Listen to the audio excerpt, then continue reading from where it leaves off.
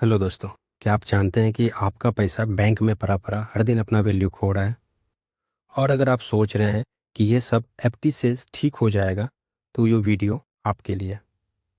नमस्ते दोस्तों, आप सभी का आपके ही YouTube channel grow with Sudarshan में स्वागत है।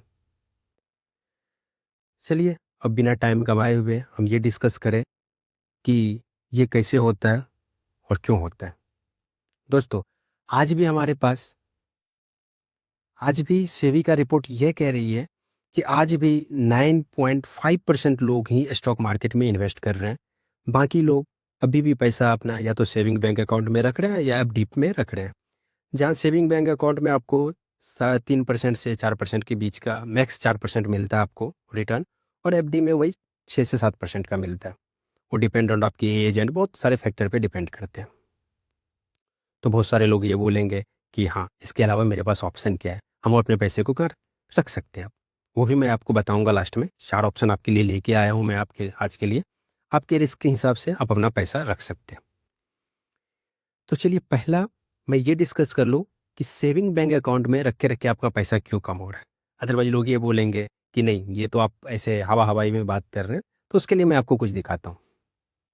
ये देखिए, ये मैंने जस्ट, आप जाके गूगल पे सर्च करेंगे जैसे मैंने किया। मैंने कुछ नहीं किया, मैंने जस्ट गूगल पे सर्च किया, आपके लिए 5 साल का डेटा निकाला है कि आपका एफडी रेट क्या है, सॉरी सेविंग बैंक अकाउंट पे क्या इंटरेस्ट मिल रही है, आपका इन्फ्लेशन ईयर बाय ईयर क्या है, और उसमें आपको लॉस कितना हो रहा है।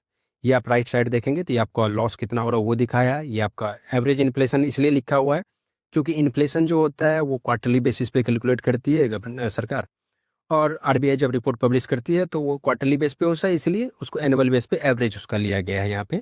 और सेविंग भी उसी इन्फ्लेशन रेट के और आरबीआई के मॉनेटरी पॉलिसी जो क्वार्टरली आती है उस पे डिपेंड करती है, तो इसलिए वो भी फ्लक्चुएट होती रहती है। 0.5%, 0.3% ऐसे फ्लक्चुएट होती है, इसलिए आपका ये भी फ्लक्चुएटेड देखेगा। अगर आपको ध्यान से देखेंगे, एवरी ईयर इन्फ्लेशन इन्फ्लेशन आपका मिनिमम 5% रहा और मैक्सिमम 6 साढ़े 6% तक गया है। कभी कभी तो आपको लगभग 7% के आसपास भी इन्फ्लेशन पहुंच चुका है। बट ये देखेंगे आप, सेविंग बैंक अकाउंट जो आप जाके अपने सेविंग बैंक अकाउंट में पैसे डिपॉजिट करते हैं उस पर मैक्सिमम आपको 4% का मिला और लोअर 2.5% तक भी मिला है आपको। तो आप देख सकते हैं कि कितना है। तो आप बोलेंगे इसका इम्पैक्ट क्या होता है। इसका एक रियल एग्जाम्पल से मैं अगर आपको बताऊं, सपोज मान लीजिए आप कोई बाजार गए और 100 रुपये में कुछ खरीदना चाहे। तो कोई सामान आज जो 100 रुपये में खरीद के लाए, आज तो आपको 100 रुपये में मिल गया। वही सामान अगर आप सेम नेक्स्ट ईयर खरीदने जाएंगे, इन्फ्लेशन रेट अगर 6% की मान ले, तो वो सामान नेक्स्ट ईयर आपको 6 रुपये ज़्यादा में मिलेगा, अर्थात 106 रुपये में मिलेगा। उससे कम में आपको वो सामान नहीं मिलेगा। तो इसका मतलब ये है कि पैसा उस सामान को खरीदने के लिए 106 रुपये चाहिए, बट आपका पैसा बैंक में 100 रुपये की वैल्यू 3 रुपये इनक्रीज हुई, 103 हुई है। तो 3 रुपये का आपका नुकसान हुआ। सिमिलरली लोग एफडी वाले बोलेंगे मैं तो होशियार हूँ, मैं ज़्यादा एफडी में रख लिया पैसा, मेरे पैसे बन गए। तो उसके लिए भी मैं आपको दिखा दूँ 5 साल का डेटा। तो उसका भी अगर आप डेटा देखेंगे तो उसमें भी बहुत ज़्यादा चेंज नहीं है।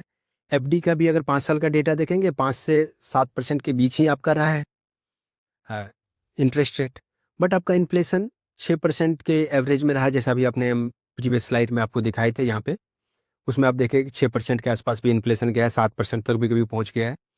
तो उस हिसाब से भी आपका, या तो आपका पैसा इन्फ्लेशन को बीट कर रहा है, मतलब जो सामान आज 100 रुपये में खरीद ला और नेक्स्ट ईयर आपने एफडी किया तो वो 106 रुपये वैल्यू हो गई, और सामान की वैल्यू भी 106 रुपये है। तो जो पैसा आज है इतना ही वैल्यू का वो नेक्स्ट ईयर भी रहेगा, कुछ अलग नहीं होगा। बट अगर इंटरेस्ट रेट आपको 5% मिल रहा है तो उसमें भी आपके पैसे कम हो जाएंगे। तो चलिए, अब डिस्कस करते हैं कि इसके अल्टरनेट ऑप्शन क्या है, हम पैसे कहाँ रखें जो हमारा पैसा वेस्ट ना हो, हमारे लिए कुछ पैसिव सोर्स ऑफ इनकम करता रहे। तो ये 4 भी ऑप्शन मैं आपको लाया हूँ। बट उससे पहले मैं आपको बता दूं कि इस चारों ऑप्शन में या किसी भी फाइनेंशियल इंस्ट्रूमेंट में इन्वेस्ट करने से पहले अपने फाइनेंशियल एडवाइजर की सलाह जरूर ले लें, क्योंकि मैं कोई से भी रजिस्टर्ड एडवाइजर नहीं हूँ। मैं केवल आपके एजुकेशनल और इन्फॉर्मेशन के लिए ये वीडियो बना रहा हूँ। तो पहला ऑप्शन हमारे पास है गवर्नमेंट सिक्योरिटी। जैसा कि नाम से ही क्लियर है, गवर्नमेंट सिक्योरिटी है, मतलब गवर्नमेंट की ही किसी इंस्ट्रूमेंट में इन्वेस्ट कर रही होगी। तो जी हाँ, आप सही समझे हैं। जब गवर्नमेंट भी अब खर्च कर मेंटेन करने के लिए कुछ ना कुछ लोन लेती रहती है, क्योंकि उसका सारा रेवेन्यू जो सोर्स से आते हैं उससे ज़्यादा कभी भी खर्च होती है गवर्नमेंट की, तो वो लेती है, कर्ज लेती है। और हमेशा वो ज़रूरी नहीं है किसी बैंक से ही ले या कोई इंटरनेशनल मार्केट से उठाए, वो कभी कभी हमारे जैसे रिटेलर से भी पैसा उठाती है गवर्नमेंट। वो डायरेक्ट नहीं आती है, उसके लिए वो आरबीआई या किसी और इंस्ट्रूमेंट के थ्रू अपना आरबीआई को अपना सिक्योरिटी देती है, उसको बोलती है बॉन्ड इशू करो, डिवेंचर इशू करो, उस बिहाफ पे आरबीआई करता है और उस पर एक गारंटेड रेट ऑफ इंटरेस्ट होता है। वो मैच्योरिटी के टाइम में आपको वो इंटरेस्ट रेट मिल जाएगा। हाँ, गवर्नमेंट सिक्योरिटी में आप इन्वेस्ट करेंगे तो एफडी से आपको कुछ ज़्यादा इंटरेस्ट मिलेगा और यहाँ पे रिस्क भी कम है। वैसे रिस्क तो एफडी में भी है, एफडी में भी केवल 5 लाख तक ही आरबीआई द्वारा इंश्योर्ड अमाउंट है आपका। उससे ज़्यादा अगर आपका एफडी है और बैंक दिवालिया हो गया तो आपको 5 लाख तक ही मिलेंगे, उससे ज़्यादा नहीं मिलेंगे। तो उसी तरह यहाँ भी है। दूसरा ऑप्शन पे हम चले, म्यूचुअल फंड है। म्यूचुअल फंड फंड मैनेजर द्वारा मैनेज किया जाता है। ये हाईली क्वालिफाइड होते हैं, ये दिन रात वही काम करते हैं, इसकी एक बहुत बड़ी टीम होती है। वो आपके बिहाफ पे आपका फंड मैनेज करती है और उसके बदले में मामूली सा चार्ज करती है, 1% 1.5% के आसपास आपका कुछ चार्ज करती है। एवरी फंड का एएमसी का अपना अपना कुछ चार्ज होता है, वो हम डिटेल में डिस्कस करेंगे और सिलेक्शन का प्रोसेस भी देखेंगे। सिमिलरली दूसरा आता है, तीसरा आता है ईटीएफ। ईटीएफ भी एक म्यूचुअल फंड की ही तरह है।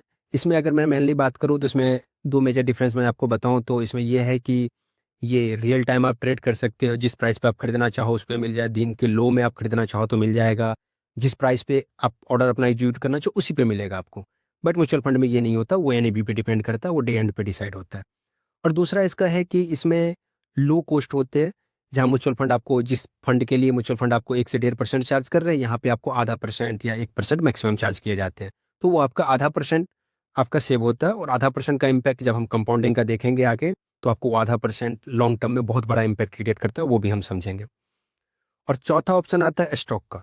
स्टॉक ऐसा है कि किसी भी कंपनी, जैसे आप रिलायंस की बात कर ले, टाटा की बात कर ले, पतंजलि की बात कर ले, या किसी भी जो आप डाबर की प्रोडक्ट्स यूज कर रहे हैं, सब कंपनी का स्टॉक है। आप उसके स्टॉक में इन्वेस्ट कर सकते हैं डायरेक्टली और वहाँ से कंपनी को अगर फायदा होता है तो आपको प्रॉफिट दिया जाएगा, अगर कंपनी को लॉस होता है तो आपको भी लॉस होगा।